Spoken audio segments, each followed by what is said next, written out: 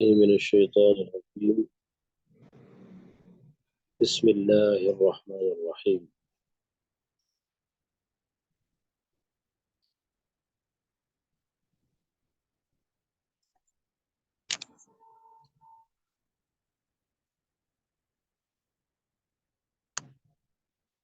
يا أيها الذين آمنوا كتب عليكم الصيام كما كتب على الذين من قبلكم لعلكم تتقون.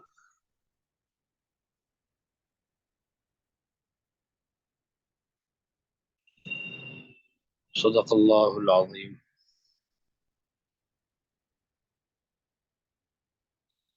محترم حضرات و خواتین،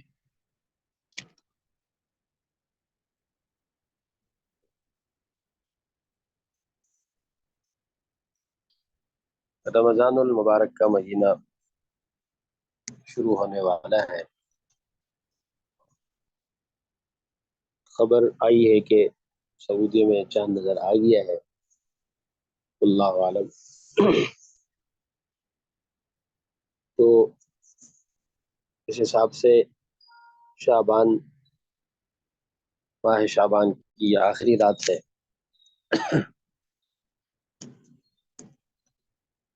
رمضان المبارک کا مہینہ ظاہر ہے کہ سال میں ایک دفعہ آتا ہے۔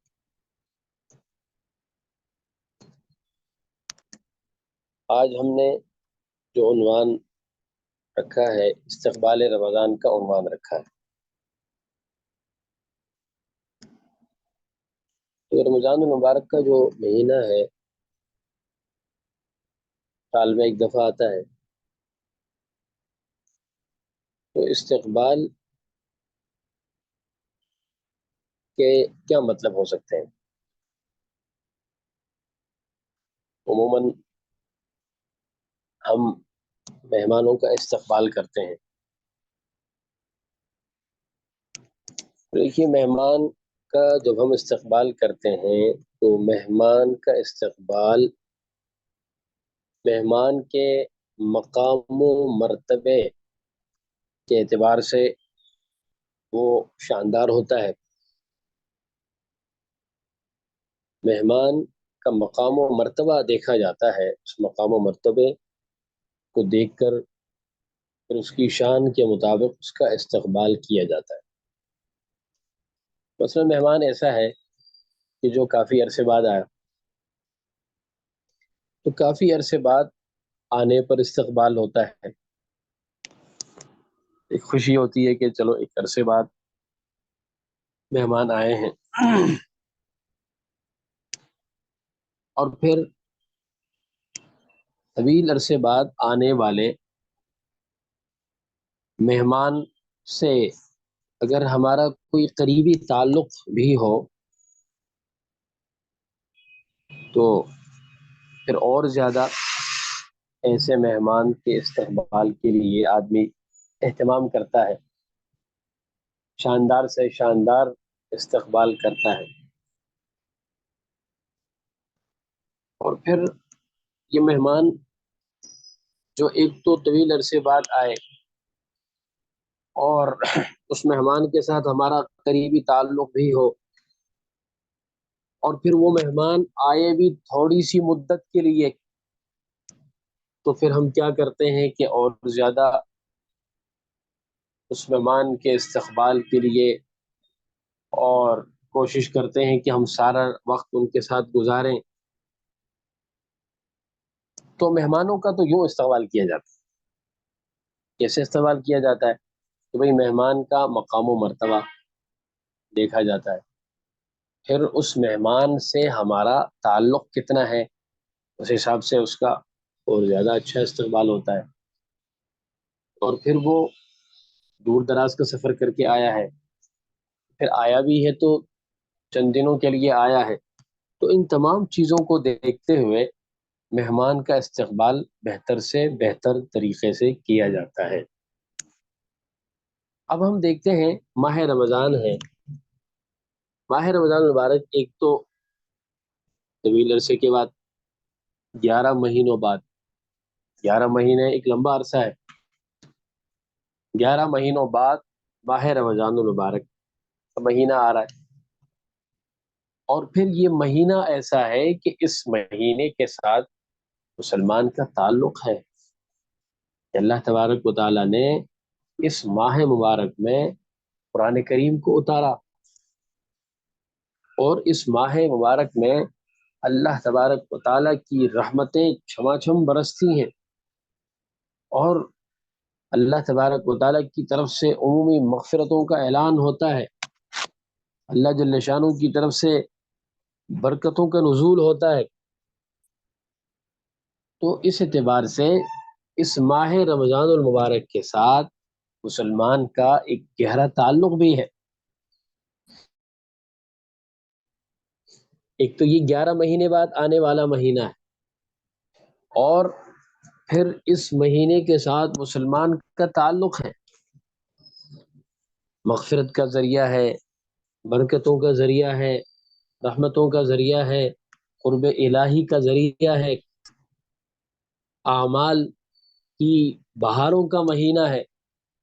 موسم بہار میں آپ نے دیکھا ہوگا نا، اگر کسی ایسے پہاڑی علاقوں یا دیہاتی علاقوں میں اگر آپ کا کبھی جانا ہو موسم بہار میں، تو مختلف قسم کے پھول آپ کو کھلے ہوئے نظر آئیں۔ آپ کسی ایسے باغیچے میں، چمن میں کبھی ایسا اتفاق ہو موسم بہار میں، تو آپ کو مختلف قسم کی خوشبوئیں آپ کو محسوس ہوں، کہیں گلاب نظر آ رہا ہے، اس کی خوشبو محسوس ہو رہی ہے، کہیں چنبیلی ہے، اس کی خوشبو آپ کو محسوس ہو رہی ہے، اور ایک اچھا ایک منظر ہے، ہر طرف جو ہے ہریالی ہریالی ہے، مختلف قسم کے پھول کھلتے ہیں، اور ہر پھول کی اپنی خوشبو ہوتی ہے، تو اس سے آدمی جو ہے ایک لطف اندوز ہوتا ہے، فرحت اور سرور محسوس کرتا ہے۔ اسی طرح ماہ رمضان المبارک یہ اعمال کی بہاروں کا مہینہ ہے، تراویح کا اہتمام ہو رہا ہے، تلاوت کلام پاک کا اہتمام ہو رہا ہے، روزوں کا اہتمام ہو رہا ہے، تہجد کا اہتمام ہو رہا ہے، صدقات کی ادائیگی ہو رہی ہے، زکوٰۃ کی ادائیگی ہو رہی ہے۔ تو اب دیکھیے ہر عمل کی اپنی ایک تاثیر ہے، جیسے ہر پھول کی اپنی خوشبو ہے، ہر عمل کی اپنی تاثیر ہے۔ ان تمام اعمال کو اختیار کر کے انسان اللہ تبارک و تعالیٰ کی رحمتوں کو، برکتوں کو اور مغفرتوں کو اپنی طرف متوجہ کر رہا ہوتا ہے، اور وہ اللہ تبارک و تعالیٰ کے ہاں قرب کے درجات کو ٹاپتا جاتا ہے، پہ چڑھتا جاتا ہے۔ تو یہ ماہ رمضان المبارک ایک تو یہ آتا ہے 11 مہینوں کے بعد، ایک طویل عرصے بعد، 11 مہینہ ایک طویل عرصہ ہے، تو طویل عرصے بعد آئے، پھر اس مہینے کے ساتھ ہمارا تعلق ہے اعمال کی وجہ سے، مغفرتوں رحمتوں کی وجہ سے۔ اچھا پھر یہ آئے بھی ایک مہینے کے لیے، تو پھر اس کا استقبال بھی اسی طریقے سے ہونا چاہیے، شاندار طریقے سے ہونا چاہیے۔ اچھا جب ہم مہمان کا استقبال کرتے ہیں تو ہم کیا کرتے ہیں؟ مہمان کا استقبال اس طرح سے ہم کرتے ہیں کہ ہم اپنے گھر کو سجاتے ہیں، اگر مہمان کو لانے کے لیے ضرورت ہے تو ایئرپورٹ جاتے ہیں، یا جو ہے وہ ٹرین کے اسٹیشن پر جاتے ہیں، یا لاری اڈے سے لے جاتے ہیں مہمان کو لانے کے لیے، ان کا استقبال ہے، اور گھر کو سجایا ہوا ہے، گھر کو صاف ستھرا کیا ہے، خوشبو لگائی ہے، جہاں پر مہمان کا قیام ہوگا اس جگہ کو بطور خاص جو ہے وہ سجایا گیا۔ اور ایسا نہیں ہوتا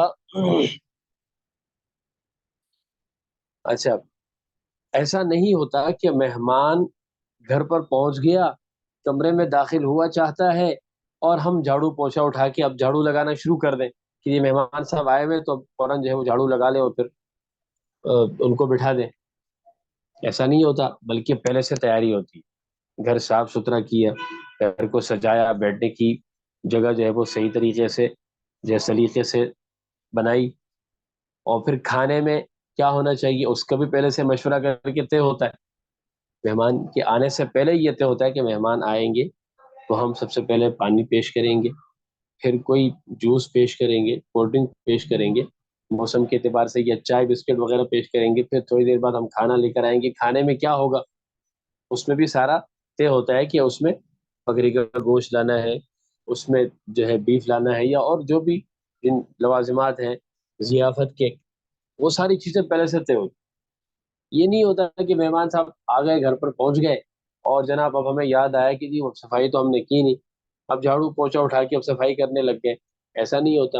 یا مہمان صاحب آ کے بیٹھ گئے، اب ہم سوچ رہے کہ یار پانی پیش کریں یا ان کو جوس پیش کریں، یا یہ کہ چائے بنا کے دیں ان کو، یا کیا کیا جائے، پھر کھانے میں اب کیا کیا کریں، کیا بنائیں۔ تو مہمان کے آنے کے بعد یہ مشورے نہیں ہوتے، پہلے سے یہ ساری چیزیں طے ہوتی۔ مہمان کے آنے کے بعد کیا ہوتا ہے؟ مہمان کے آنے کے بعد وہ طے شدہ طریقے کے مطابق اس کا استقبال ہوتا ہے، مہمان کی پھر ضیافت ہوتی ہے، پھر آدمی سارا ٹائم فارغ کر کے مہمان کے پاس آ کے بیٹھ جاتا ہے۔ اگر آدمی مہمان کے پاس نہ بیٹھے، مہمان دور سے آئے، مہمان بیٹھا ہوا ہے اور میزبان کو کوئی عطا پتہ ہی نہیں ہے، میزبان نے جو ہے اپنے ملازم سے کہہ دیا کہ یار ان کو کھانا کھلاؤ، وہ کھانا بھی لے کر آ رہا ہے، یا بعض دفعہ کھانا بھی نہیں لایا، یا لے کر بھی آ گیا لیکن خود ایک آدمی ٹائم نہیں دے رہا مہمان کو، تو مہمان محسوس کرے گا کہ یار اس سے تو مجھے ٹائم ہی نہیں دیا۔ بالکل اسی طرح رمضان المبارک کا ہی ایک استقبال ہے۔ رمضان المبارک کا استقبال کیا ہے؟ ہم کس طریقے سے رمضان المبارک کا استقبال کریں؟ تو سب سے بنیادی بات اور سب سے پہلی بات یہ ہے کہ ہم نے یہ طے کرنا ہے، اپنا ذہن بنانا ہے۔ لیکن یہ باتیں آپ غور سے سنیں، آپ صرف اس نیت سے نہ سنیں کہ جی چلو ایک سلسلہ ہے تو ایک سلسلے میں جڑے ہوئے ہیں، مولوی صاحب بیان کر رہے ہیں اور ہم سن رہے ہیں، چلو ایک سلسلہ قائم ہے، اس نیت سے نہ سنیں۔ آپ اس نیت سے سنیں کہ کچھ دین کی کوئی بات ملے اور پھر اس پر ہم فوری عمل شروع کریں، اس نیت سے سنیں گے تو جو ہے اس کا فائدہ ہوگا۔ ہم نے کیا کرنا ہے کہ سب سے پہلے یہ ذہن بنا لینا ہے کہ بھئی میری زندگی کے اندر اب تک جس شعبے میں جو غفلت ہوئی میں اس غفلت کو ختم کروں گا۔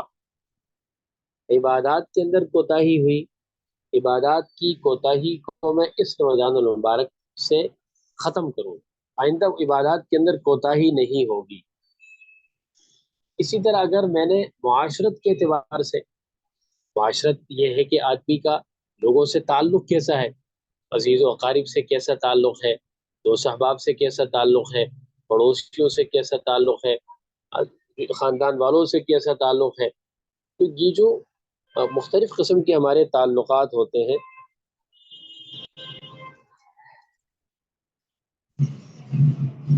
یہ آواز میں کوئی مسئلہ ہے کیا؟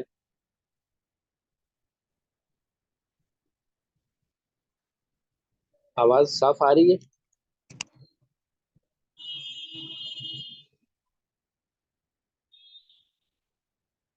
اچھا ٹھیک ہے، یہ اچھا ٹھیک ہے۔ اچھا، تو سب سے پہلے ہم نے یہ کرنا ہے کہ اپنا ذہن بنا لینا ہے کہ بھائی اس دفعہ تو میں اپنی زندگی کے اندر کوئی مثبت تبدیلی لاؤں گا، یہ اپنا ذہن بنا لینا ہے کہ میں عبادات میں جو کوتاہی ہے اس کوتاہی کو میں دور کروں، معاشرت میں جو کوتاہی ہے اس معاشرت کی کوتاہی کو میں دور کروں۔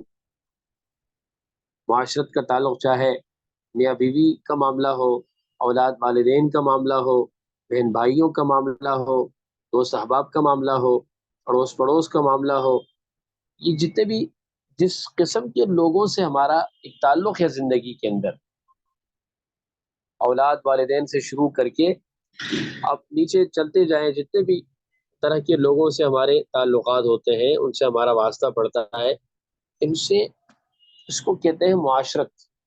معاشرت ہماری درست ہے یا نہیں، میری زبان سے اور میرے کسی فعل سے کسی کو کوئی تکلیف تو نہیں ہے، تو میں نے یہ سوچ لینا ہے کہ اس دفعہ ماہ رمضان کے اندر میں نے اپنی زندگی میں مثبت تبدیلی لانی ہے۔ دیکھیے، یہ اللہ تبارک و تعالیٰ کی طرف سے رحمتوں کا مہینہ ہے، لیکن ایک آدمی اگر اپنے آپ کو اس قابل نہ بنائے اللہ تبارک و تعالیٰ کی رحمتوں کے حصول کا قابل نہ بنائے تو محروم رہے گا، اور یہ بہت بڑی محرومی ہے کہ اللہ تبارک و تعالیٰ کی طرف سے تو عمومی جو ہے وہ اس کا اعلان ہے مغفرت کا اعلان ہے، عمومی رحمتوں کا اعلان ہے، لیکن میں نے اپنی غفلت کی وجہ سے اپنے آپ کو ان رحمتوں اور مغفرتوں کو حاصل کرنے کا اہل ہی نہیں بنایا، تو یہ میرا قصور ہوگا۔ دیکھیے، رمضان المبارک کا مہینہ ایک تربیت کا مہینہ ہے، اس میں اگر میں اپنی تربیت کی طرف توجہ دوں گا تو فائدہ ہوگا، اگر توجہ نہیں دوں گا تو فائدہ نہیں ہوگا۔ تو اگر غفلت کے ساتھ گزاروں گا تو فائدہ نہیں ہوگا۔ تو اس لیے یہ بات اہم ہے کہ ہم نے یہ فیصلہ کرنا ہے کہ اس دفعہ تو کوتاہی نہیں کرنا، اگر پابندی کے ساتھ، اگر اہتمام کے ساتھ۔ ایسے یہ ایک مجھے یاد آیا، میرے پاس شاید ایک اعمال کا ایک چارٹ ہے، چارٹ بنا ہوا، اس کی PDF بنی ہوئی ہے، تو میں انشاءاللہ بھائی فرخ کو وہ میں سینڈ کر دوں گا، وہ پھر ہو سکے تو وہ آپ تک وہ پہنچا دیں گے۔ تو اس پہ یہ ہے کہ اس میں نقشہ چارٹ بنایا ہوا ہے معمولات کا، کہ نماز کا اہتمام، روزے کا اہتمام، تلاوت کا اہتمام، تہجد کا اہتمام، ذکر و اذکار کا اہتمام۔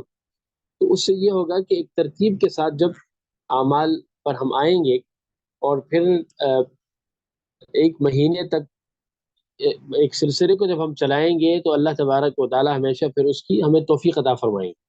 ایک مہینہ اور 40 دن، یہ جو ہے 40 دن اگر ایک عمل کو کیا جائے، مختلف احادیث میں 40 دن تک ایک عمل کو کرنے کی صورت میں جو ہے نبی کریم صلی اللہ علیہ وسلم نے جیسے ایک حدیث میں فرمایا کہ جو 40 نمازیں مسجد نبی میں پڑھے گا تو نفاق سے بری ہوگا۔ تو 40 دن کے اندر حضرت موسیٰ علیہ السلام کو اللہ نے کوہ طور پر بلایا، تو 40 دن اعتکاف کا ذکر کیا۔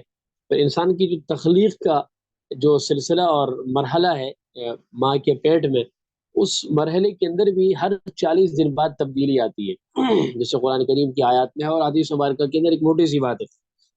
تو اس سے علماء نے یہ اصول نکالا ہے کہ 40 دن تک اگر ایک آدمی ایک عمل کو کرتا ہے تو اس کے اندر، یعنی 40 دن اگر جیسے تکبیر اللہ سے اگر نماز کا اہتمام کوئی کرتا ہے تو اس کی اللہ نے تاثیر یہ رکھی ہے کہ وہ اس کی عادت بن جاتی ہے۔ ایک آدمی اگر 40 دن تک تکبیر اللہ کے ساتھ نماز کا اہتمام کرے گا، جماعت کے ساتھ نماز کا اہتمام کرے گا، تو اس کے بعد اسے بے چینی ہوگی کہ یار میری جماعت نہیں چھوٹنی چاہیے۔ اسی طرح اگر 40 دن تک کوئی شخص اشراق کا اہتمام کرتا ہے، 40 دن تک عشاء کی نماز، جیسے خواتین اگر جماعت میں شریک نہیں ہوتی تو اپنے ٹائم پر نماز ادا کریں۔ عموماً خواتین کی عشاء کی نماز اور فجر کی نماز میں بڑی کوتاہی ہوتی ہے۔ عشاء کی نماز میں یہ ہوتا ہے کہ گھر میں کھانا وانا بنا رہے ہیں، یا مہمان آ گئے تو ان میں لگ گئے، یا بچوں میں لگ گئے، یا موبائل میں لگ گئے، اور لگ کے اتنا ٹائم نکل گیا کہ رات کی 12 بج گئے، اور پھر رات کو 12 بج گئے، دیر ہو گئی، پھر وہ نیند آ گئی اور سو گئے۔ اور اتنی دیر سے جب آدمی نماز پڑھے گا تو اس کو نماز میں سکون سے نماز نہیں پڑھے گا، وہ بس کوشش کرے گا کہ بس کسی طرح سے اس کو پورا کرے۔ فجر کی نماز میں عموماً ہوتا یہ ہے کہ ٹائم کا پتہ ہی نہیں چلتا، اور جن خواتین کے ہاں اہتمام ہو تو وہ تو باقاعدہ وہ چارٹ جو ہے دائمی نقشہ نمازوں کا وہ لگ کے گھر میں لٹکا دیتے ہیں، لیکن جن کے ہاں اس کی طرف توجہ نہیں ہوتی تو ان کی فجر کی نماز وہ پڑھ بھی لیں تو وہ حرام ٹائم میں نمازیں پڑھ رہی ہوتی ہیں خواتین۔ تو اس لیے وہ نقشہ بھی بہت اہم ہے کہ وہ گھر پر ہو۔ آج کل تو موبائل کے اندر بھی سارا سسٹم ہے، لیکن چلے موبائل نہ صحیح، موبائل ہر وقت کبھی نیٹ ہو کبھی نہ ہو، لیکن وہ نقشہ ایسا ہے کہ آدمی لٹکا دے تو اس کو سارا جو ہے وہ نماز کے ٹائم کا پتہ چل جاتا ہے۔ تو نمازوں کے اوقات کا پتہ نہیں چلتا اور سستی ہوتی ہے۔ تو رمضان المبارک کے مہینے کے اعتبار سے میں بات یہ عرض کر رہا تھا کہ اگر 40 دن تک نماز، اگر عشاء کی نماز ہم ٹائم پہ پڑھیں، ٹائم پہ نماز پڑھنے کا اہتمام ہو، جلدی سے اذان ہو گئی نماز پڑھ لے عشاء کی، اسی طرح فجر کی نماز جو ہے وہ ٹائم پر، اگر 40 دن تک اگر وقت پر اس کو ادا کرنے کا اہتمام ہوگا تو اللہ تبارک و تعالی اس کی یہ ہے عادت بنا دیں گے، اور جب آدمی کی عادت بن جاتی ہے کسی کام کے اندر تو پھر یہ ہے کہ وہ اس کو پورا کرتا ہے۔ تو اس لیے میں ذکر کر رہا تھا کہ وہ چارٹ کا اگر اس کی اگر میں انشاءاللہ مجھے یاد آئے گا تو میں اس میں وہ کر دوں گا تو اس کا اگر اہتمام ہوگا تو انشاءاللہ اس سے کافی فائدہ ہوگا۔ تو سب سے پہلے تو ہم نے یہ ذہن بنا لینا ہے کہ ہم نے اپنی زندگی میں مثبت تبدیلی لانی ہے۔ یہ ہو جانے کے بعد کہ اللہ تبارک و تعالیٰ سے ہم نے دعا کر، آپ سوچیں گے کہ بھائی کل رمضان ہے، اب دعاؤں کا ہم کیا آپ اہتمام کریں؟ اور نبی کریم صلی اللہ علیہ وسلم شعبان میں دعاؤں کا جیسے اہتمام کرتے تھے، احادیث میں ہے، اسلاف کا یہ معمول تھا کہ وہ رمضان المبارک کو پانے کے لیے اللہ تبارک و تعالیٰ سے مانگتے رہتے تھے۔ ہم یہ نہ سوچیں کہ بھائی کل اب تو آخری رات ہے شعبان کی، کل رمضان ہے اور رمضان ہمیں مل ہی جائے گا، زندگی کا کوئی بھروسہ نہیں۔ تو اس لیے اللہ تبارک و تعالیٰ سے یہ مانگے کہ اللہ جل شانہ یہ برکتوں والا مہینہ، یہ رحمتوں والا مہینہ ہمیں نصیب فرمائے، ایک تو نصیب فرمائے، اور پھر ہمیں عافیت کے ساتھ نصیب فرمائے۔ خدا نہ خواستہ اگر کسی شخص کو کوئی ایسی پریشانی آ گئی، کوئی ایسا مسئلہ آ گیا کہ اس مسئلے کے اندر وہ الجھ گیا، اور اس مسئلے میں الجھ کے جو ہے وہ اعمال کی طرف توجہ ہی نہیں دے پایا، خدا نہ خواستہ بیماری آ گئی، اور خدا نہ خواستہ اس بیماری کے درجے میں کی وجہ سے وہ اسپتالوں کے چکر جو ہے وہ لگ رہے۔ دیکھیں، اگر کسی کو بیماری ہو جاتی ہے، اسپتال کے چکر لگ رہے ہیں، تو اس موقع پر یہ نہیں سوچنا چاہیے پتہ نہیں مجھ سے جو ہے وہ کیا ایسا ہو گیا۔ اس وقت بعض دفعہ ہوتا ہے کہ آدمی مایوسی کی طرف جاتا ہے۔ میں آپ کو یعنی بات وہ کرنا چاہ رہا ہوں کہ ایک چیز اعتدال کے ساتھ آپ ایک چیز کو لے لیں۔ اللہ تبارک و تعالیٰ سے آدمی یہ دعا کرے ضرور کہ اللہ ماہ رمضان عافیت کے ساتھ گزار دے، کسی قسم کا کوئی مسئلہ ہمیں پیش نہ آئے کہ اس مسئلے کے پیچھے پڑ کر ہمارے اعمال جو ہے وہ رہ جائیں، اس مسئلے کے پیچھے پڑ کر جو ہے وہ ہمارا قیمتی وقت ضائع ہو جائے، خدا نہ خاصہ عدالتوں کے چکر کاٹنے پڑ رہے، خدا نہ خاصہ اسپتال کے جو ہے وہ چکر لگ رہے۔ تو اس چیز سے اللہ تبارک و تعالیٰ سے ہم عافیت مانگیں۔ اگر کوئی ایسا مسئلہ پیش آتا ہے، اسپتال کا معاملہ پیش آیا یا دیگر مسائل پیش آتے ہیں، انسان ہے، انسان کے ساتھ یہ مسائل پیش آ سکتے ہیں، تو اس میں آدمی یہ نہ سوچے کہ پتہ نہیں میں تو بڑا برباد ہو گیا۔ اس میں کیا ہے، اس میں پھر آدمی یہ سوچے کہ دیکھو اللہ تبارک و تعالیٰ کی طرف سے حالات آتے ہیں، ان حالات میں پھر ہمیں یہ حکم ہے کہ ہم صبر کریں، اللہ جل شانہ کی طرف متوجہ ہوں کہ اللہ اس مسئلے کو آسانی کے ساتھ حل فرما دیجیے، مجھے اس پریشانی سے نکال دیجیے، مجھے اس مسئلے سے نکال دیجیے۔ اس موقع پر بھی مایوسی اور منفی قسم کی سوچ نہیں کرنی، اول تو یہ دعا کرنے کہ اللہ عافیت والی زندگی اور عافیت والا ہمیں یہ مہینہ نصیب فرمائیے۔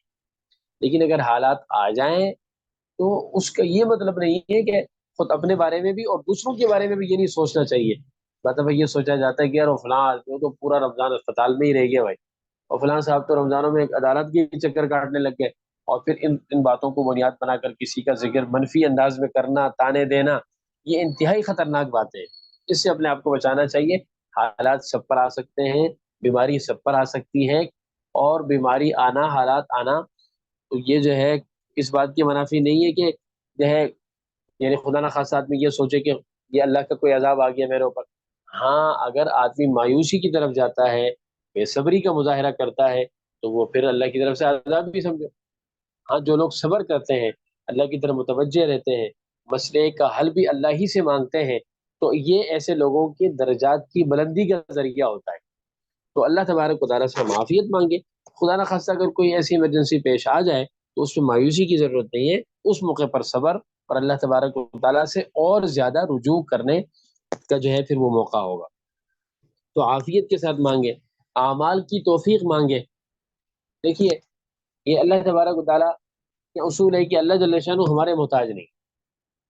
آپ عموماً ہمارے بڑے مثال دیتے ہیں، بارہا آپ نے بھی سنا ہوگا، مشاہدہ کیا ہوگا، اپنی زندگی میں دیکھتے رہتے ہیں، جب تک بچہ روتا نہیں ہے ماں دودھ نہیں پلاتی، ماں گھر کے کام کاج میں مصروف ہوتی ہے، کبھی جھاڑو لگا رہی ہے، کبھی پوچھا لگا رہی ہے، کبھی برتن دھو رہی ہے، کبھی دوسرے بچوں کو سنبھال رہی ہے، اور اس دوران جو ہے وہ بچہ اگر خاموشی سے، شیرخوار بچہ، دودھ پیتا بچہ اگر خاموشی سے اگر لیٹا ہوا ہے تو اس موقع پر ماں بھی سکون سے اپنے دوسرے کام کاج میں مصروف رہتی ہے۔ لیکن جب بچہ روتا ہے، بعض دفعہ جو ہے بچہ رو رہا ہوتا ہے، چیخ رہا ہوتا ہے، اور ماں جو ہے دوسرے کاموں میں مصروف ہونے کی وجہ سے بر وقت دودھ بھی نہیں پلا سکتی۔ تو یہ ہے کہ اللہ تبارک بالکل اسی طرح ہمارے بڑے سمجھانے کے لیے یہ مثال دیتے ہیں، ورنہ اللہ تبارک و تعالیٰ کی رحمت تو ماں کی شفقت سے بھی زیادہ ہے۔ لیکن اللہ تبارک و تعالیٰ نے قرآن کریم کی آیات میں، نبی کریم صلی اللہ علیہ وسلم نے حدیث مبارکہ میں، جیسے وَإِذَا سَأَلَكَ عِبَادِي عَنِّي فَإِنِّي قَرِيبٌ أُجِيبُ دَعْوَةَ الدَّاعِ إِذَا دَعَانِ۔ اللہ تبارک و تعالیٰ کو تو پتہ ہے کہ میرے اس بندے کی کیا ضرورت ہے، میرے اس بندے کی کیا حاجت ہے، یہ اللہ کے علم میں ہے، لیکن اللہ یہ چاہتے ہیں کہ یہ بندہ مجھ سے مانگے، میرے سامنے عاجزی تو دکھائے۔ تو اس لیے اللہ تبارک و تعالیٰ سے ہمیں مانگتے رہنا چاہیے، مانگتے رہنا چاہیے۔ بڑے کہتے ہیں کہ جس طرح ایک بچہ اپنی ضرورت اور حاجت کو مانگتا ہے، اس کے لیے روتا ہے، گڑ گڑاتا ہے، اور پھر وہ اپنا مقصد حاصل کر لیتا ہے، تو اسی طرح اللہ تبارک و تعالیٰ کی حضور عاجزی دکھانا، گڑ گڑانا، رونا دھونا، یہ اللہ تبارک و تعالیٰ کو پسند ہے، اس سے انسان کے درجات بلند ہوتے ہیں۔ تو اس لیے ایک تو اللہ تبارک و تعالیٰ سے رمضان کا مہینہ مانگیں، عافیت کے ساتھ مانگیں، اور پھر اعمال کی توفیق مانگیں۔ جیسے میں نے عرض کیا کہ اللہ سے مانگتے رہنا چاہیے، اپنے آپ کو اللہ کے حضور آدمی بھکاری سے بنا دے، اور یہ اور ہے بھی حقیقت میں یہ اللہ کے آگے ہم بھکاری ہیں، ہماری کیا اوقات ہے۔ تو یہ ادا اللہ تبارک و تعالیٰ کو پسند ہے، اور ہماری زندگی کے اندر یہ جو دعاؤں کا سلسلہ ہے نا، اس پر بعض دفعہ میرا دل کرتا ہے کہ اس پر باقاعدہ ایک کورس پڑھایا جائے، دعاؤں کی اہمیت کے حوالے سے ایک کورس پڑھایا جائے، اور بتایا جائے کہ نبی کریم صلی اللہ علیہ وسلم کی احادیث مبارکہ کے اندر دعاؤں کا جو ایک طویل جو ہے محدثین نے اس پر ابواب قائم کیے ہیں، اور دعاؤں کا جو ہے اس پہ ذکر کیا ہے، اور نبی کریم صلی اللہ علیہ وسلم بخشے بخشائے، اور آپ علیہ السلام اس قدر دعاؤں کا اہتمام فرما رہے ہیں۔ سونے کی دعا، سونے کے بعد یعنی جب بیدار ہوتے ہیں تو اس وقت کی دعا، بیت الخلاء جانے کی دعا، بیت الخلاء سے نکلنے کی دعا، گھر میں داخل ہونے کی، گھر سے باہر نکلنے کی، یہ ساری دعائیں، اور پھر نبی کریم صلی اللہ علیہ وسلم کا راتوں کو اٹھ کر اللہ کے حضور گڑ گڑانا، اور حجۃ الوداع کے موقع پر گھنٹوں تک نبی کریم صلی اللہ علیہ وسلم کا دعاؤں میں مشغول رہنا، تو یہ ساری چیزیں دعا کی اہمیت کو بتلانے کے لیے نبی کریم صلی اللہ علیہ وسلم نے دعا کو جو ہے عبادت کا مغز قرار دیا، عبادت کا جو ہے اصل قرار دیا۔ تو یہ دعاؤں کا جو اہتمام ہے یہ ہماری زندگی سے یعنی بالکل ختم ہو چکا ہے، اور ہم اس کو کوئی حیثیت ہی نہیں دیتے، اور پھر جو مشکل پیش آتی ہے تو پھر ہم مایوس ہو جاتے ہیں۔ تو جو آدمی اللہ تبارک و تعالیٰ سے مانگنے کی عادت ڈالتا ہے، وہ مشاہدہ بھی کرتا ہے کہ بھئی اس کی دعائیں قبول ہوتی ہیں، اور پھر مشکل حالات میں وہ پریشان نہیں ہوتا، وہ کہتا ہے یار بس اللہ تو میری سن لیتے ہیں، انشاءاللہ اس مشکل سے بھی اللہ مجھے نکال دیں گے۔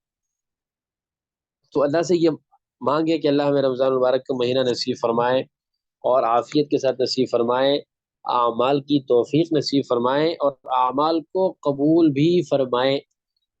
سلف صالحین کے بارے میں یہ آتا ہے کہ وہ رمضان المبارک کی گزرنے کے بعد 6 مہینے تک اللہ سے یہ مانگتے رہتے تھے کہ یا اللہ قبول فرما، رمضان المبارک میں جو اعمال کی آپ نے توفیق دی ان اعمال کو قبول فرما، اور 6 مہینے وہ آنے والے رمضان کی تیاری کرتے تھے، اور اس کی اللہ تبارک و تعالیٰ سے اس کی توفیق مانگتے تھے کہ ہمیں رمضان المبارک کا آنے والا مہینہ نصیب ہو۔ تو اللہ تبارک و تعالیٰ سے ہم دعائیں کرتے ہیں، تو پہلا کام ہم نے یہ کرنا ہے کہ ذہن بنا لینا ہے کہ اپنی زندگی میں مثبت تبدیلی لانی ہے۔ جو مجھ سے سستی ہو گئی، اب آگے وہ سستی نہیں ہونی چاہیے۔ بھائی زندگی کتنی ہے؟ اگر ایک آدمی کی عمر جو ہے مثال کے طور پر اگر 35-40 سال ہے، تو 35-40 سال زندگی کا عرصہ جو ہے وہ گزر گیا، آگے کا پہلی بات تو یہ کہ پتہ ہی نہیں ہے کہ بھائی کتنا عرصہ جئیں گے، اول تو نہیں پتا کہ کتنا عرصہ جئیں گے، فرض چلو ہمیں پتہ چل گیا کہ چلو ہم 60 سال تک جئیں گے یا 70 سال تک جئیں گے، اب 40 سال ہماری زندگی کے گزر گئے، اور آگے باقی رہ گئے، مثلا اگر 70 سال ہے تو 70 سال آگے 30 سال باقی رہ گئے، تو بھائی 40 سال کا عرصہ جو گزر گیا ہے اس میں میں نے کون سا تیر مارا ہے؟ میں نے غفلت سے اس زندگی کو گزارا ہے، تو آگے بھی اگر میں اسی طریقے سے گزاروں گا تو آگے تو معاملہ میرے لیے خراب ہوگا۔ لیکن اگر ایک آدمی اعمال کے ساتھ بھی اگر آنے والے وقت کو، آنے والی زندگی کو گزارتا ہے، تو اعمال میں آدمی کتنا وقت لگاتا ہے؟ دیکھو اس وقت میں سے ہم سوتے بھی ہیں، اور اس میں ہم دنیاوی معاملات میں بھی مصروف رہتے ہیں، اور ایک اچھا خاصا وقت جو ہے وہ ہم موبائل کے اندر گزار دیتے ہیں، غفلت میں گزار دیتے ہیں۔ تو یہ جو ہمارے سونے کا وقت ہے اس کو نکال کر، اور دنیاوی جو ہماری ضروریات ہیں ان ضروریات کو پورا کرنے کے لیے جتنا ٹائم صرف ہوتا ہے اس کو نکال کر ہمارے پاس کتنا بچتا ہے؟ کچھ بھی نہیں بچتا۔ تو آدمی یہ سوچے یار اگر میں اپنی زندگی میں تبدیلی نہیں لاؤں گا تو جو باقی زندگی ہے اول تو نہیں پتہ کہ وہ کتنی ہے، بالفرض اگر پتہ چل بھی جائے تو اس پہ مجھے اعمال کی مطلب کتنی مجھے توفیق ملے گی، کتنا وقت مجھے ملے گا کہ میں اس میں اعمال کر سکوں۔ تو لہٰذا اب جب 35-40 سال کا یا 30 سال کا عرصہ گزر گیا ہے تو مجھے اب سستی نہیں کرنی چاہیے۔ امام سیوطی رحمۃ اللہ علیہ کے بارے میں آتا ہے جب ان کی زندگی 40 سال کی ہو گئی تو 40 سال کے عرصے میں انہوں نے اپنی ساری تصنیفات، حالانکہ سینکڑوں کتابیں لکھی ہیں، حدیث میں ان کا جو ہے ان کی خدمات ہیں، اصول حدیث میں ان کی خدمات ہے، فقہ میں، اصول فقہ میں، فتاوی میں، اور اسی طرح فنون کے اندر، تاریخ کے اندر، نحو کے اندر، یا ان کی تفسیر کے اندر ان کی خدمات ہیں۔ اتنی طویل انہوں نے جو ہے وہ ان کی فہرست ہے ان کی کتابوں کی۔ 40 سال جب ان کی عمر ہو گئی تو ان تمام تصنیفات سے وہ فارغ ہو گئے۔ 40 سال کے بعد وہ گوشہ نشین ہو گئے، تو وہ الگ تھلگ اپنا عبادت میں لگے رہتے تھے، اور کسی کو ان کے بارے میں لکھا ہے کہ ایک بادشاہ ان سے ملاقات کے لیے گئے اور تحفے تحائف لے کر گئے، انہوں نے بادشاہ کو ڈانٹ دیا، انہوں نے کہا بھائی آپ کو کس نے بتایا میں یہاں بیٹھا ہوں، آئندہ نہیں آنا یہاں۔ تو اس طریقے سے کہ 40 سال کا عرصہ گزرنے کے بعد پھر انہوں نے یعنی جو زندگی تھی، حالانکہ 40 سال کا عرصہ بھی اللہ کی عبادت میں، دین کی خدمت میں گزاری، لیکن آگے اس قدر جو ہے وہ ان کو فکر تھی۔ تو آدمی یہ سوچے کہ میں نے اپنی زندگی میں مثبت تبدیلی لانی۔ دوسری بات یہ استقبال کے سلسلے میں یہ ہے کہ یہ اللہ سے دعا کرنی ہے کہ اللہ مجھے یہ مہینہ نصیب فرمائے، اعمال کی توفیق نصیب فرمائے، اور اعمال کو قبول بھی فرمائے، اور عافیت کے ساتھ رمضان المبارک کے مہینے کو گزار دے۔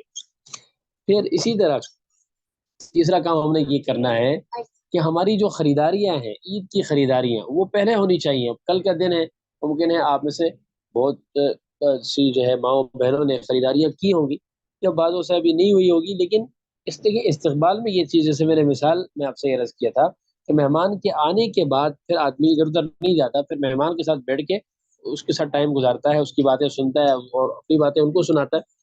تو اسی طرح ہم عید کی خریداریاں رمضان سے پہلے کر لیں۔ اب ہوتا کیا ہے کہ جب عید کے دن جیسے قریب آتا ہے، عید کے دن جیسے آخری عشرہ جو ہے وہ شروع ہو گیا، پھر ہمیں ہوش آتا ہے کہ بھئی ہم نے عید کے لیے کپڑے لینے۔ عید سے اب بہت سے لوگوں کا اپنا ایک ذہن ہے، بہت سے لوگوں کا خیال یہ کہ یار عید والے دن جس ڈیزائن کا جو فیشن ہے اس فیشن کے کپڑے بھی مارکیٹ میں نہیں آئے، یعنی اس قدر ہم گہرائی سے سوچتے ہیں اپنے صرف ظاہر کو بنانے کے لیے، کہ وہ ظاہر کو بنانے کے لیے ہم اتنا اس میں سوچتے ہیں، اپنی ساری صلاحیت اس میں صرف کرتے ہیں کہ ہم اندر سے ہم کورے کے کورے رہ جاتے ہیں۔ بہت سے لوگوں کا خیال ہوتا ہے کہ یار عید والے دن جو فیشن پہننے کا ہے، جو ڈیزائن پہننے کا ہے، اور اس وقت معاشرے کے اندر لوگ جو ہے وہ جس طریقے سے وہ ڈیزائن وغیرہ استعمال کر رہے ہیں، وہ تو ابھی مارکیٹ میں نہیں ہے۔ عید سے رمضان سے پہلے اگر ہم خریدیں گے تو پچھلے سال والا ڈیزائن ہوگا، پچھلے سال والا فیشن ہوگا۔ تو یہ شیطانی باتیں ہیں، ان کو اپنے قریب نہ لائیں۔ ان چیزوں میں پڑھ کے ہم حقائق کو بھول جاتے ہیں، اور اپنے اندر کی جو ہے اس کا علاج ہے باطنی اعتبار سے، روحانی اعتبار سے، اس سے ہم غافل ہو جاتے ہیں، اور ظاہری طور پر بناؤ سنگار اور ظاہری طور پر جو ہے وہ ایک نمود و نمائش کے پیچھے پڑ کے ہم اپنی صلاحیتوں کو اسی میں لگا دیتے ہیں۔ تو اس لیے رمضان المبارک سے پہلے یہ خریداریاں ہوں۔ پھر ہوتا کیا ہے، عید کا دن قریب آ گیا، ہم شاپنگ کے لیے نکل جاتے ہیں۔ اب پہلے تو یہ تھا کہ لوگ کہتے تھے بھائی خواتین کی عادت ہے، اب اس حوالے سے مرد اور خواتین جو ہے اس میں برابر ہو گئے، اور مردوں کو بھی اس کی جو ہے پڑی رہتی ہے کہ بھئی فلاں ڈیزائن، فلاں فیشن، یہ وہ۔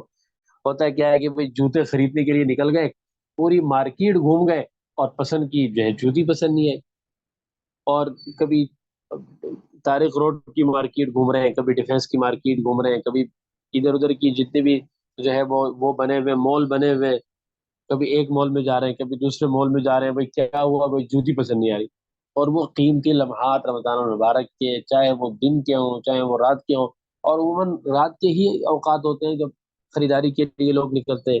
اور یہ کتنا ایک عجیب سی بات ہوگی، آپ اس کو تھوڑا سا سوچیں، اتنا قیمتی وقت ہے اور میں مارکیٹ میں گھوم رہا ہوں، یار مجھے جو ہے وہ جوتے لینے ہیں، مجھے کپڑے لینے ہیں۔ اللہ کے بندے، اوپر سے اللہ تبارک و تعالیٰ کی طرف سے آواز آ رہی ہے کہ بھائی ہے کوئی مغفرت والا، ہے کوئی بخشش طلب کرنے والا، ہے کوئی معافی طلب کرنے والا، ہے کوئی رحمتوں کو حاصل کرنے والا جس کو دے دے۔ اور جو ضرورت مند ہے، جو محتاج ہے، اور وہ جناب غفلت میں پڑا ہوا ہے، اور وہ مارکیٹوں کے چکر لگا رہا ہے، کپڑے پسند نہیں آ رہے ہیں، ایک مارکیٹ گھوم کے نکل جاتے ہیں، دوسری مارکیٹ گھوم کے نکل جاتے ہیں، رات کئی کئی راتیں اس پہ گزر جاتی ہیں، اور وہ ہماری خریداری عید کے لیے جو ہے وہ پوری نہیں ہوتی. تو اس لیے اس قسم کی خریداریوں کو جو ہے وہ رمضان سے پہلے ہی آدمی کرے، تاکہ ذہنی اعتبار سے بالکل اپنے آپ کو اعمال کی طرف جو ہے متوجہ کرے. جیسے میں نے عرض کیا کہ جب مہمان آتا ہے تو مہمان آنے کے بعد پھر آدمی یہ مشورہ نہیں کرتا کہ بھائی کیا بنا کے دے، اور اس وقت پھر آدمی یہ نہیں کہتا یہ میری فلاں مصروفیت ہے. دور سے ایک مہمان آپ کو ملنے آیا ہے، آپ نے ٹائم دینا ہے اس کو. تو اس لیے خریداری کی جتنی بھی ضروریات ہے رمضان مبارک کے اندر، گھر کے استعمال کی چیزوں میں جیسے موٹی موٹی خریداری ہے، جیسے راشن کا انتظام ہو گیا، یہ سب یہ بھی پہلے سے ہی ہو. البتہ جو روز کی خریداری کی چیزیں ہیں وہ تو ظاہر ہے کہ بامر مجبوری وہ روز کرنے کا کام ہے. تو خریداری جو ہے پہلے سے ہو. غیر ضروری ملاقاتیں، گھروں میں رشتے داروں کے یہاں آنا جانا، کبھی میکے جا رہے ہیں، کبھی بہن کے یہاں جا رہے ہیں، کبھی بہن آ رہی ہے، کبھی بھائی کے یہاں جا رہے ہیں، کبھی بھائی آ رہے ہیں. تو یہ غیر ضروری ملاقاتوں کا سلسلہ بالکل ختم ہو، تاکہ اعمال کی طرف ہم متوجہ ہوں. ہاں، اس میں ہوتا کیا ہے کہ اگر عزیز و اقارب ہیں ان کے ساتھ رمضان المبارک کے مہینے میں کوئی تعاون مثلاً کرنا ہے، ان کو کچھ تحفے تحائف دینے ہیں، یا کوئی مستحق ہے ان کو راشن پہنچانا ہے، اور یا اور اس طرح سے کوئی بیمار ہو گیا تو اس کی عیادت کے لیے جانا، یہ تو خیر اس میں آتا ہے، یہ تو ظاہر ہے کہ عبادت میں آتا ہے، اس کا تو حکم ہے. لیکن غیر ضروری جیسے بیٹھ گئے بات چیت میں، پوری رات جو ہے وہ گزر گئی اور دن سارا جو ہے وہ اس پہ لگا دیا، اس غیر ضروری ملاقات سے خود بھی بچے اور دوسروں کو بھی جو ہے وہ اس کی تاکید کرے کہ بھئی یہ رمضان المبارک میں ہمارا سارا ٹائم جو ہے وہ عبادت کے لیے ہے، تو اس میں وقت ضائع کرنے کے لیے کوئی زحمت جو ہے وہ نہ کرے. اسی طرح موبائل کا استعمال اور انٹرنیٹ کا استعمال، موبائل کا غیر ضروری استعمال، جس میں جیسے اب یہ نہ ہو کہ رمضان کا مہینہ ہے اور یوٹیوب پہ جو ہے ہم اس میں ڈیزائن پسند کر رہے ہوں کہ بھئی جوتوں کا کون سا ڈیزائن صحیح رہے گا اور کپڑوں کا کون سا صحیح رہے گا، اور فیس بک میں لگ کے یا واٹس ایپ کے اندر فالتو جیسے ایک دوسرے سے رابطے کرنا، میسج کرنا، کوئی ویڈیوز آگے شیئر کرنا جس کا کوئی فائدہ نہیں ہے. ایک تو موبائل کا ایک تو غلط استعمال ہے، ناجائز استعمال. ناجائز استعمال تو منع ہے، وہ تو ہے ہی حرام. لیکن جائز استعمال بھی رمضان المبارک کے مہینے میں جائز استعمال بھی نہ کریں، اس لیے کہ وقت ضائع ہوگا. ہاں البتہ ضروری استعمال وہ کیا جائے، کسی سے کوئی بات کرنی ہے، کوئی پیغام دینا ہے تو ٹھیک ہے، ضرورت کی حد تک تو ٹھیک ہے. لیکن موبائل ظاہر ہے سب موبائل استعمال کرتے ہیں اور یہ حقیقت ہے، اس حقیقت سے کوئی انکار نہیں کر سکتا کہ اسمارٹ موبائل کے استعمال سے اور اس میں اگر آدمی چوکنا نہیں رہتا تو اس کا وقت ضائع ہو جاتا ہے. کم سے کم یہ کم سے کم درجے کا نقصان یہ ہے کہ اس میں وقت ضائع ہو جاتا ہے. تو اس لیے رمضان مبارک میں اگر ہو سکے تو یہ ہے کہ موبائل کا کل ہی ہمارے ایک دوست ایک علماء کا گروپ ہے، بلکہ آج ان کا میسج آیا کہ بھائی رمضان مبارک میں میرا موبائل جو ہے وہ واٹس ایپ کا سلسلہ یہ بند رہے گا، عید کے بعد پھر رابطہ کریں گے. تو یہ اچھا لگا مجھے بھی.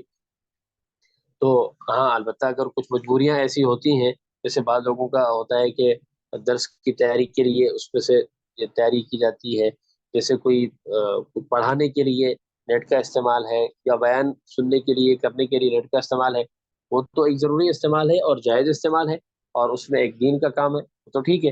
لیکن غیر ضروری اس میں جو ہے وہ لگ کے اپنا جو ہے قیمتی وقت ضائع کرنا، اس سے بھی جو ہے مکمل طور پر اجتناب کیا جائے. تو ان چیزوں سے اجتناب کریں گے تو انشاءاللہ اللہ تبارک و تعالیٰ سے ہم توفیق بھی مانگیں گے. تو اسی طرح اور اس کے ساتھ ساتھ زکوٰۃ کا اہتمام. ماہ شعبان کے اندر زکوٰۃ جو ہے وہ فرض ہوئی ہے 2 ہجری، اختلاف ہے بعضوں نے اور روایت ذکر کی ہے، لیکن جمہور کے ہاں یہ ہے کہ 2 ہجری ماہ شعبان کو زکوٰۃ فرض ہوئی. تو اس لیے زکوٰۃ جو لوگ صاحب نصاب ہیں تو زکوٰۃ کی ادائیگی کا اہتمام ہو اور طریقے سے زکوٰۃ ادا کی جائے، مستحقین تک پہنچائی جائے، اور کسی پر احسان نہ جتلایا جائے کہ جی میں نے فلاں کو زکوٰۃ جو ہے وہ دے دی. اس زکوٰۃ لینے والے کا احسان ہے کہ ہم سے ہمارے مال کا میل کچیل وہ جو ہے وہ قبول کر رہے ہیں. بہت سے لوگ زکوٰۃ کی ادائیگی میں جو ہے وہ سستی کرتے ہیں، جیسے خواتین کے پاس عام طور پر جو ہے وہ سونا ہے، چاندی ہے یا کیش وغیرہ ہے، تو یہ مل ملا کے ایک موٹا سا مسئلہ ہے. وہ یہ ہے کہ کسی کے پاس تھوڑا سا سونا، تھوڑی چاندی، تھوڑا کیش یہ ہو تو پھر اس کا جو نصاب جو بنتا ہے وہ چاندی والا نصاب بنتا ہے 52.5 تولہ. اس کا نصاب جو ہے وہ جو گورنمنٹ کی طرف سے جاری ہوا ہے وہ 1,79,135 روپے ایسا کچھ ہے. تو 1,79,135. تو جو شریف صاحب سے نصاب بنتا ہے وہ تقریباً اس سے یعنی یہ محتاط یہ ایک ان کا اندازہ ہوتا ہے.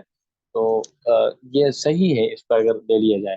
تو اتنی اگر اس کی مالیت بنتی ہے اور سال بھر وہ ہمارے پاس ہو تو اس پر جو ہے وہ زکوٰۃ فرض ہے. تو زکوٰۃ ادا کر کے آدمی یہ سوچے کہ دیکھو زکوٰۃ ادا کرنے سے مال صاف ہوتا ہے. میں اس کی ایک مثال دے دیتا ہوں. جیسے اگر آپ کی مناسبت سے اگر میں مثال دوں، جیسے خواتین گھروں میں سبزیاں کاٹتی ہیں یا پھل وغیرہ کاٹتی ہیں، تو سبزی جب ہم کاٹتے ہیں تو اس دوران بعض دفعہ اس سبزی میں جیسے بھنڈی کاٹتے ہیں تو بھنڈی کاٹتے ہوئے بعض دفعہ اس میں کیڑے نکل آتے ہیں. تو کیڑوں والا حصہ جو ہے وہ کاٹ کے ہم پھینک کے الگ کر دیتے ہیں، اور جو صاف حصہ ہے اس صاف حصے کو کاٹ کے اس کا سالن بنا دیتے ہیں. اسی طرح پھل کاٹتے ہیں، سیب وغیرہ کاٹتے ہیں، تو سیب کاٹنے میں یا انار دوسرے پھل ہیں ان کو کاٹتے ہوئے بعض دفعہ کوئی کیڑا جو ہے وہ نظر آتا ہے کہ کیڑا ہے، تو اس حصے کو ہم کاٹ کے الگ کر دیتے ہیں تاکہ وہ صاف حصہ جو ہے وہ صاف ستھرا ہو اور اس کو ہم کھا لیں، استعمال کریں. ایسا کوئی نہیں کرتا کہ اس کیڑے والے حصے کو بھی کاٹ کے صاف حصے میں شامل کرے. ایسا کوئی عقل مند ایسا نہیں کرے گا. تو بالکل یہی مثال زکوٰۃ کی ہے کہ نبی کریم صلی اللہ علیہ وسلم نے زکوٰۃ کو مال کا میل قرار دیا.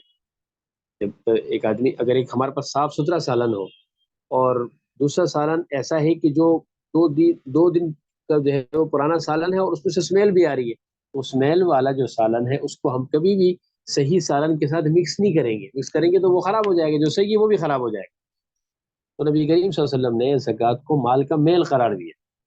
تو ہم جب زکوٰۃ ادا کر رہے ہوتے ہیں تو در حقیقت اپنے مال کو ہم صاف کر رہے ہوتے ہیں. در حقیقت ہم جب زکوٰۃ ادا کر رہے ہوتے ہیں تو اس میں ہم گویا بھنڈی کاٹتے ہوئے کیڑے والے حصے کو الگ کر رہے ہوتے ہیں، اور جب نہیں ادا کر رہے ہیں زکوٰۃ تو پھر اس کیڑے والے حصے کو بھی صحیح حصے کے ساتھ ملا کے ہم کھا رہے ہوتے ہیں.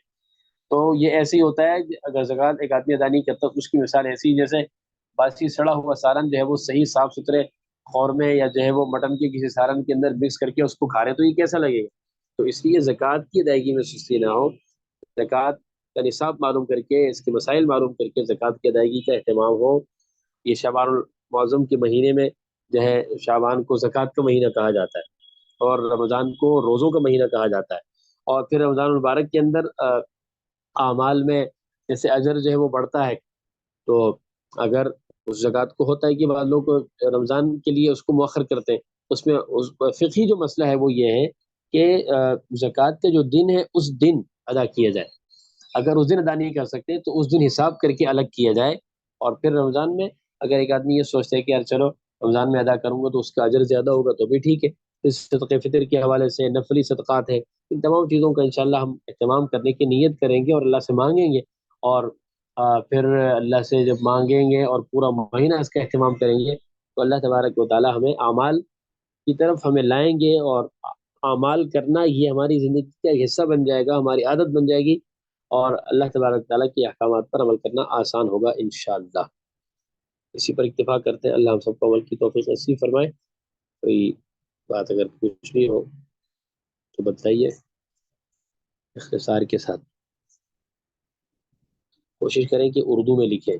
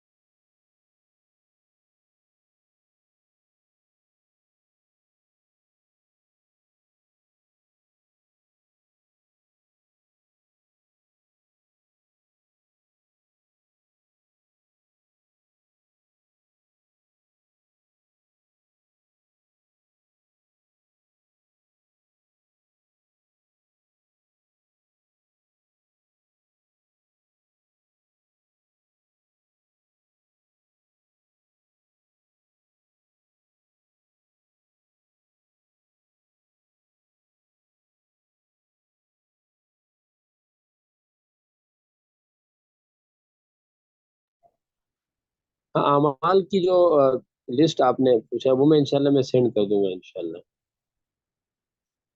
جی، جو سونا رکھا ہے بچوں کی شادی کے لیے آپ کی ملکیت میں ہے، آپ نے رکھا ہے تو اس پر جو ہے وہ زکوٰۃ ہوگی. جی لیٹ کر موبائل قرآن میں جو ہے وہ پڑھ سکتے ہیں.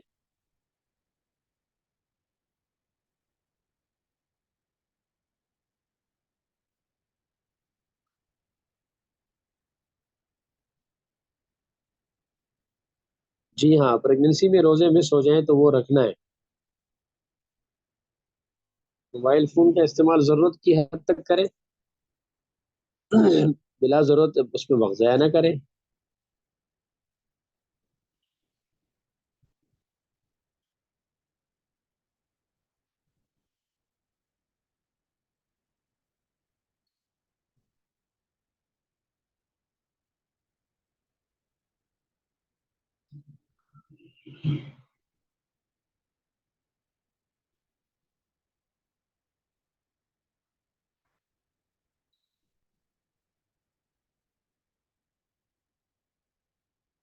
دیکھیں، اگر روزے مس ہو جائیں، خواتین کے جو مخصوص ایام کے روزے ہوں یا حمل کی وجہ سے روزے ہوں، تو روزے اگر مس ہو جائیں تو اس کی قضا لازمی ہے.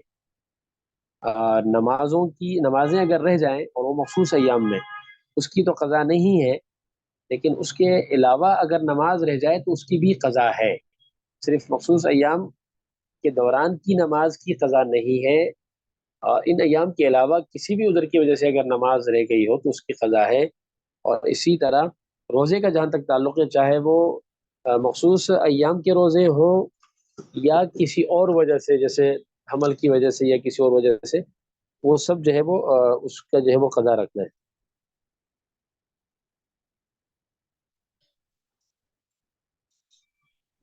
روزوں کا تو انسائکلوپیڈیا ہے، روزوں کا انسائکلوپیڈیا ہمارے استاد مفتی انعام الحق صاحب، اچھی کتاب ہے. بس یہ ہے کہ ان کو بچوں میں یہ ہوتا ہے کہ ان کو انعام کی ترغیب دی جائے، جو یہ عمل کرے گا اس کو یہ انعام دیں گے، اس طریقے سے.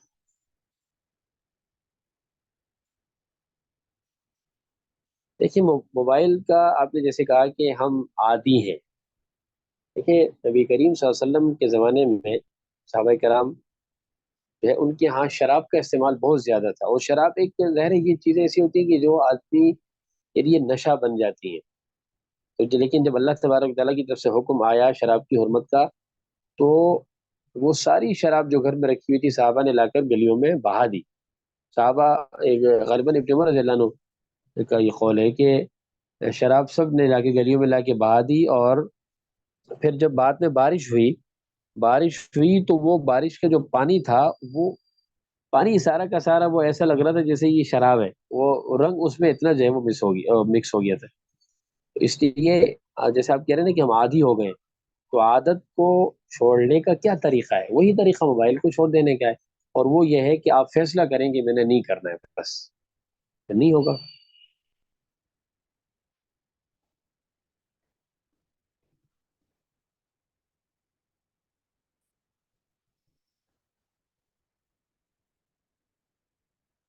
قصر جو ہے، قصر نماز جو ہے، نماز کا تعلق، قصر کا تعلق سفر سے ہے. سفر میں چاہے وہ رمضان میں سفر کریں یا غیر رمضان میں سفر کریں، لیکن 48 میل اس کی مسافت ہے. شہر سے اگر اتنا دور باہر جائیں تو پھر قصر کریں.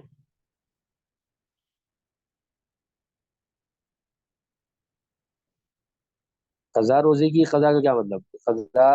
قضا اس روزے کو کہا جاتا ہے جو رمضان کا روزہ ہے، رمضان میں نہیں رکھا تو بعد میں رکھنا ہے.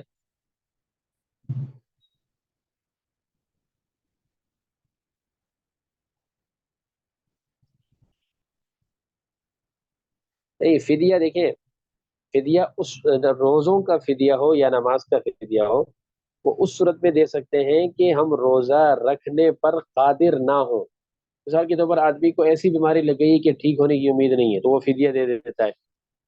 اگر اس سے ٹھیک ہو سکتا ہے تو پھر جو ہے وہ فدیے سے کام نہیں چلے گا، روزہ رکھنا پڑے گا.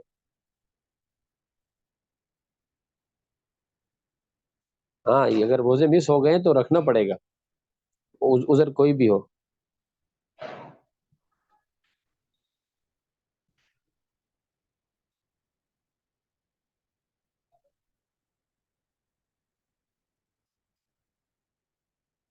ہاں صحیح ہے، موبائل میں اگر زکوٰۃ کی رقم ٹرانسفر کرتے ہیں تو اس سے زکوٰۃ ادا ہو جائے گی، متعین کرنا ضروری نہیں ہے۔ لیکن یہ ضروری ہے کہ موبائل کی جو پیسے کٹتے ہیں، جو ٹرانزیکشن کے جو چارجز ہوتے ہیں، آ، وہ جو ہے نا وہ الگ سے دے دیں، وہ زکوٰۃ میں اگر کٹیں گے پھر اس کے وہ پیسے کم ہو جائیں گے زکوٰۃ کی۔ 15 دن اگر نیت ہو، یعنی اگر کسی جگہ قیام ہے، 15 دن کا قیام ہے تو پھر قصر نہ پڑے، پوری پڑے، 15 دن سے کم ہے تو پھر قصر۔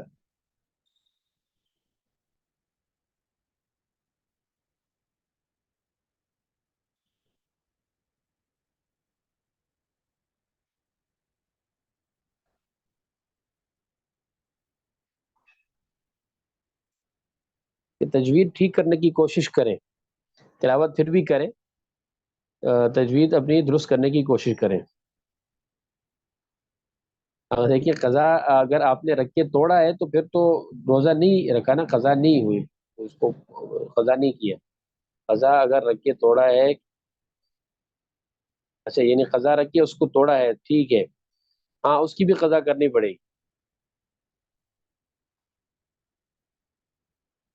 15 دن اگر قیام کی نیت کی ہے تو پھر پوری پڑیں گی، قصر نہیں پڑیں گی۔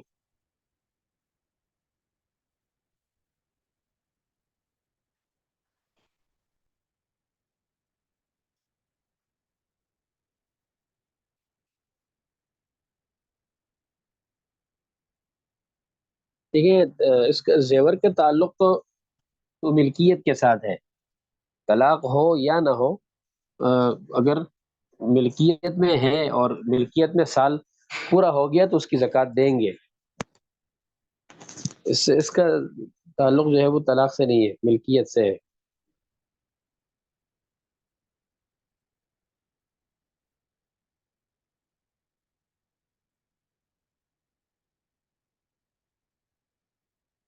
نہیں نہیں، وہ الگ ہے، وہ تو کھانا کھلانے کا جو حکم ہے نا، وہ تو اس صورت میں ہے کہ قصدن کوئی روزہ توڑتا ہے، قصدن یعنی روزے کی نیت کر کے قصدن کوئی روزہ توڑے تو پھر وہ کھانا کھلانے کا حکم ہے، اس کو کفارہ کہتے ہیں، 60 مسکینوں کو کھانا کھلانا۔ نہیں، تراویح کے لیے مسجد نہ جائیں، گھر میں ہی پڑھیں۔ اللہ آپ کی بیٹیوں کو نیک صالح بنائے۔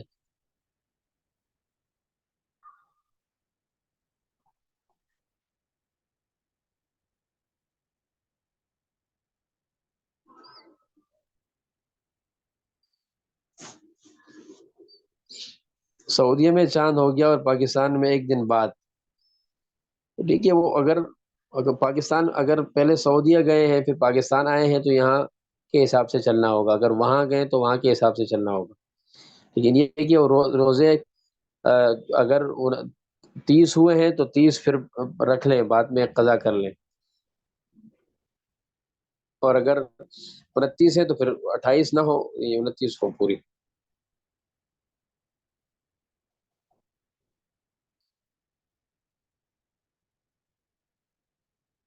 ہر روزہ دار کی وہ فطرہ ہے، فطرہ دیا جاتا ہے۔ فدیہ تو ایسے ہر روزے کی طرف سے فدیہ اس صورت میں ہوتا ہے کہ آدمی اس کو رکھ نہ سکے۔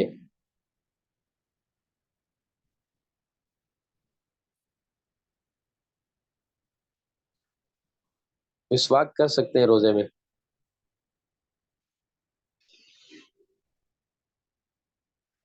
ہاں ہوگا ثواب، بیوی کی اجازت سے وہ زکوٰۃ دے دے، بتانا ضروری ہے۔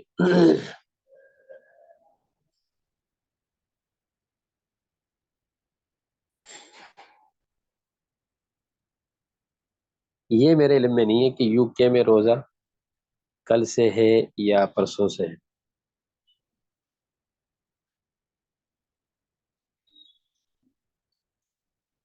حنفیہ کے ہاں بہتر یہ ہے کہ گھر ہی میں پڑھیں، مسجد نہ جائیں۔